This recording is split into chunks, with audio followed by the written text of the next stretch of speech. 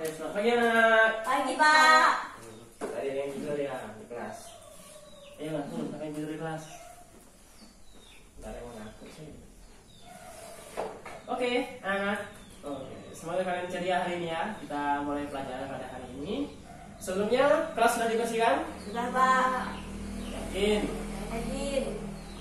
Siapa yang tulis piket tadi? Saya Pak. Terus kalau kelas bersih kan enak untuk belajar ya. Iya Pak. Oke, sebelum mulai pelajaran pada hari ini, silahkan ketua kelasnya pimpin doa pada hari ini. Silahkan untuk mulai kegiatan kita. Baiklah, sebelum kita memulai pelajaran kita pada hari ini, marilah kita berdoa menurut agama dan kepercayaan kita masing-masing. Berdoa dimulai. Berdoa selesai. Kita absen dulu ya. Titin, Hadir Pak. Agnes, Hadir Pak. ya hadir semua ya pada hari ini.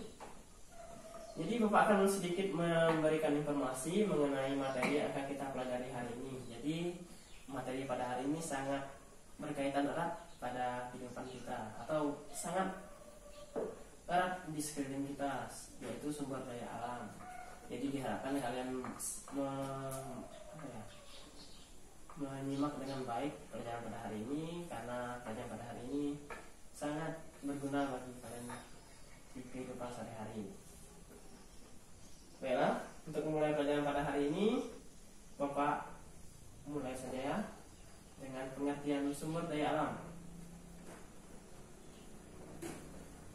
Sebelumnya Pak akan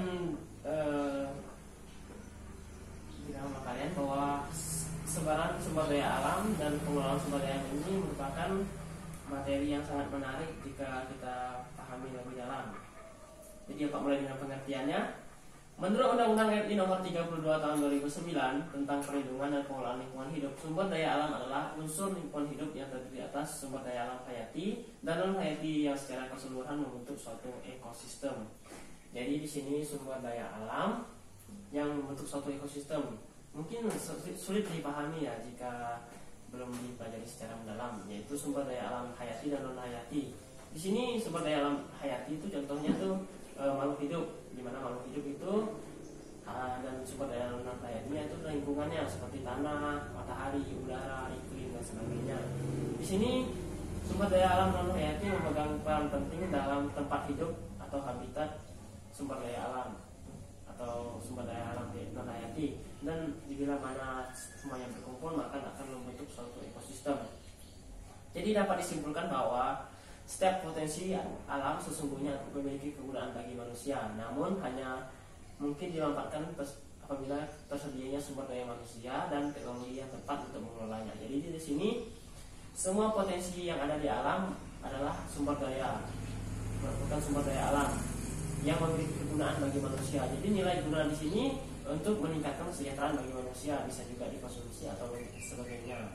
Namun bisa dimanfaatkan bila tersedianya sumber daya manusia yang memadai dan teknologi yang tepat untuk mengelolanya. Jadi di sini peranan teknologi dan manusia sangat berperan dalam mengelola sumber daya alam.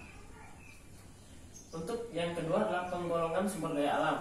Berdasarkan penggolongannya, sumber daya alam dibagi menjadi dua, yaitu sumber daya alam yang dapat diperbarui dan yang tidak dapat diperbarui. Jadi kalian mungkin sudah tidak asing lagi ya jika mendengar sumber daya alam yang dapat diperbarui dan yang tidak dapat diperbarui. Untuk yang penjelasannya tolong disimak sebagai berikut. Bagi yang mencatat silahkan catat, nanti Bapak akan bagikan slide-nya di grup kelas kalian ya. Ya, sumber daya alam yang dapat diperbarui. Sumber daya alam yang dapat diperbarui adalah sumber daya alam yang jika persediaannya habis dalam jangka waktu yang lama, maka dalam waktu yang tidak terlalu lama akan kembali melalui proses kimia, fisika dan mekanis, contohnya energi matahari, air, hutan dan keanekaragaman hayati. Jadi di sini adalah sumber daya alam yang dapat diperbarui adalah akan diproduksi secara terus-menerus oleh dirinya sendiri. Contohnya adalah energi matahari.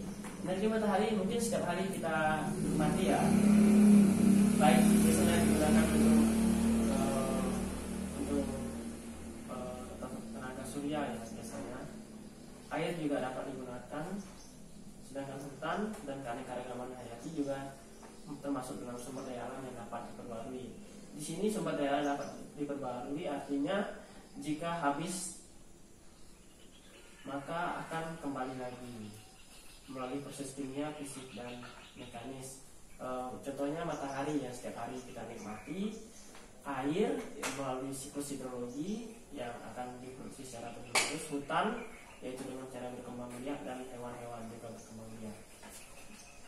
Yang kedua, sumber daya alam yang tidak dapat diperbarui. Sumber daya alam yang tidak dapat diperbarui adalah sumber daya alam yang akan habis dan tidak tersedia lagi setelah dipakai atau diproduksi secara dalam kurun waktu tertentu. Jadi di sini sumber daya alam itu yang tidak dapat diperbarui akan habis jika digunakan secara terus-menerus. Contohnya itu bahan bakar fosil, mineral, dan bahan bakar nuklir. Kita tahu ya jika bahan bakar fosil itu berupa gas dan minyak bumi, di mana dalam kurun waktu tertentu akan habis jika digunakan secara terus-menerus. Jadi Bapak sarankan kepada kalian dalam setiap menggunakan sesuatu terus harus dihemat. Contohnya jika kalian menggunakan motor, ya jika tidak terlalu jauh jaraknya boleh jalan kaki. Selain mengurangi konsumsi bahan bakar fosil, kita juga untuk olahraga, untuk menyehatkan badan, seperti itu. Nah, sampai sini ada yang ingin ditanyakan? Bapak persilahkan. Sudah mengerti semua ya? Sudah, Pak. Nah, jika sudah mengerti semua sesuai dengan apa yang Pak bicarakan, kita membentuk beberapa kelompok ya. Silahkan bagi kelompoknya. Kelompok satu siapa? Saya, Pak. Ya nanti Bapak sarankan kalian untuk berkumpul dengan kelompok masing-masing ya, untuk membahas tentang apa yang akan Bapak sampaikan nanti. Nanti yang ingin berkumpul lanjutin silahkan berkumpul. Yang kelompok yang kedua siapa? Saya, Pak. Ya nanti yang kelompok dua koordinasi dengan itu ya, Agnes ya. Oke. Jadi di sini tugas kalian adalah dari kelompok-kelompok tadi Bapak tugaskan untuk mengidentifikasi suatu masalah. Jadi masalah di sini diidentifikasi dan kemudian diberikan solusinya. Silakan catat ketua kelompoknya atau yang ditunjuk sebagai notulen dalam kelompok. Silakan mencatat. Mencatatnya. Carilah masalah yang ada, masalah sumber daya alam yang ada di lingkungan kalian masing-masing. Oke. Itu saja masalahnya, namun dituangkan ke dalam makalah dan dibuat PPT-nya untuk dipresentasi di depan kelas. Jadi kalian minggu depan akan melakukan presentasi 1 minggu 1 kelompok ya, agar lebih efektif. Jadi 1 minggu 1 kelompok efektif kalian presentasikan di depan kelas. Bapak minta nanti identifikasi masalahnya mendalam ya, sesuai dengan rumusan masalahnya, dan dipresentasikan di depan kelas. Sertakan juga solusi dari permasalahan tersebut. Solusinya bisa dalam bentuk rekomendasi ataupun tindak lanjut. Sampai sini ada yang ingin tanyakan tentang tugasnya? Sudah, Pak. Ya. Baiklah, jika tidak ada pertanyaan, maka Bapak akan memberikan kalian evaluasi mandiri. Jadi di sini kalian diberikan tugas mandiri ya, satu-satu akan mendapatkan tugas. Karena kalian tadi sudah menjawab, sudah mengerti semua ya, jadi Bapak berikan kalian tugas untuk mengevaluasi kalian. Yang soal yang satu, apa yang dimaksud dengan sumber daya alam? Yang kedua, sebutkan sumber daya alam. Sebutkan contoh sumber daya alam yang dapat diperbarui. Yang ketiga, sebutkan contoh sumber daya alam yang tidak dapat diperbarui. Yang keempat, sebutkan contoh sumber daya alam ekonomis tinggi. Yang kelima, sebutkan contoh sumber daya alam ekonomis rendah.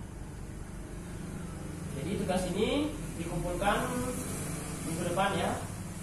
Ini tugas pribadi ya. Yang tadi tugas kelompok mengidentifikasi masalah, sedangkan tugas yang ini, tugas pribadi dikumpulkan minggu depan. Jadi Bapak harapkan dengan memberikan waktu yang lama, maka identifikasi masalah kalian sangat mendalam. Agar lebih menarik, kita presentasikan di depan, akan lakukan tanya jawab. Baiklah, untuk pembelajaran hari ini Bapak cukupkan sampai di sini.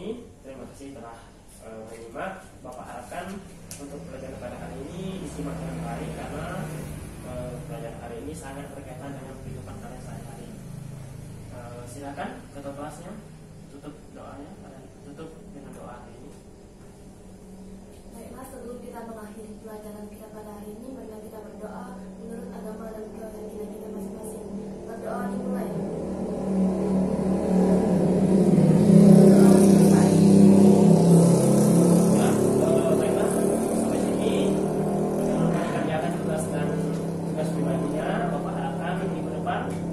Bisa maju ya? Iya, Pak. Ya. Bapak pergi dulu ya. Iya, Terima Pak. kasih. Terima kasih.